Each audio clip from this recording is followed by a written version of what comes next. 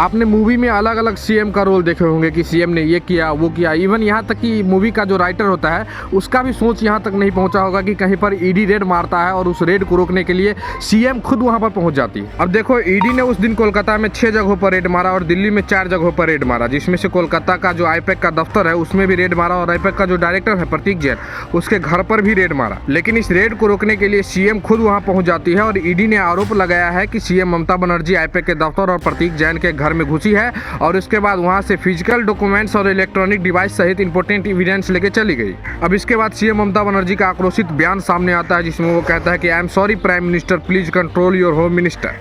चुनाव लड़ना है तो लोकतांत्रिक तरीके से लड़िए। अब ममता बनर्जी के बयान से यही कहने का मतलब है कि बीजेपी बंगाल चुनाव जीतने के लिए साम दाम दंड भेद सबका इस्तेमाल करता है, जिसमें से ईडी भी शामिल। क्योंकि देखा जाए तो कोयला घोटाले को लेकर के केस 2020 में ही रजिस्टर्ड किया गया था, तब से थोड़ा थोड़ा एक्शंस वगैरह हुआ करता था।